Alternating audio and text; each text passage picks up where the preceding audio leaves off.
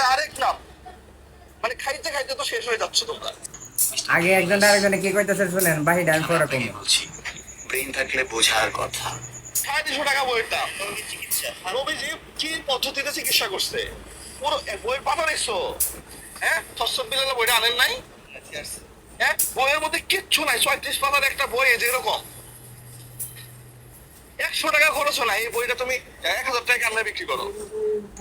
এটা ভক্তদের ভালোবাসা, এটা মানুষের ভালোবাসা। আমার কাছে 1000 দিয়ে নিচ্ছে। ওই 2 পাতার একটা গুগলে সার্চ দিলে ওরগুলা পানি অহরহ আসবে। ওই যে বই লিখছে, আমি চ্যালেঞ্জ দিয়ে বলতে পারি, আমি যদি 6 ঘন্টা বসে থাকি ওই রকম বই আমি 2টা লিখবো। লিখে ফেলেন আপনি।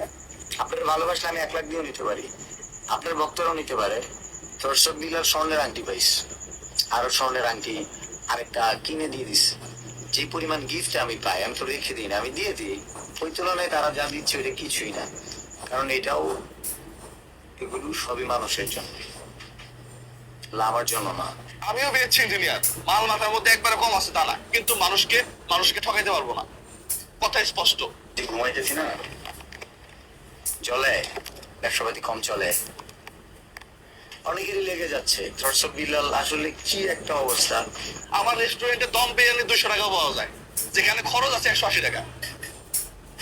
আমার রেস্টুরেন্টে আমি যে মাংস খাওয়াই, সাধারণ মানুষ যেগুলা মাংস কিনে নিয়ে আসে একবারে বড় গরুর, ওই মাংস দিয়ে কালা ভুনা করে খাওয়াই। এক খাবার 5 স্টারে গেলে আপনার প্রায় 600 টাকা 600 টাকা লাগবে।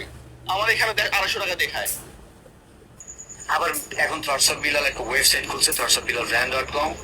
কি 100 টাকার বই 1000 টাকা বিক্রি করে ফেলতেছে। আর 500 টাকা কেজি গরু মাংস 600 টাকা কিনে আমরা বিক্রি করতে পারতেছি না, খাচ্ছে না। জলে কেন ভাই, অনেকেই তো ব্যবসা করে। 250 টাকা দিয়ে যে জায়গায় গরুর মাংস পাওয়া যায়, দর্শক বিলাল 300 টাকা দিয়ে চা বিক্রি করে আসছে। এখন আমি যদি কই 5 স্টার হোটেলে গুলো 600 টাকা, আমার এখানে ওগুলো 100 টাকা, বেটা তুই 5 স্টার হোটেলে ব্যাস 5 স্টার একটা হোটেল দিলে 2 থেকে 300 কোটি টাকা লাগে। কেন রে ভাই, কি সমস্যা? এক সময় না আইডিয়া শেয়ার করবো। দর্শক বিল্লাল হিউজ পরিমাণ ভ্যালু কামাইছে। ওয়েল, তোমার এই ভ্যালুটাকে কাজে লাগিয়ে মানবিক কাজ করো, অন্য কাজ করো, ঠিক আছে? বইটা তুমি 100 টাকা করে বিক্রি করতা, 150 টাকা করে বিক্রি করতা। আমার কাছে আসার পর আমি বলছি যে এটা কি হইলো, তাহলে তো শত শত মানুষ প্রচারিত হচ্ছে।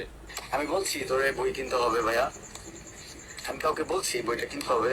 এটা কি বিসিএস চান্স পাবে, এটা কি মেডিকেলে চান্স পাবে, এটা কি পাঠ্য বই, এটা না কিনলে পরীক্ষার প্রশ্ন কমন পড়বে না। আমি এক দর্শক বিল্লালকে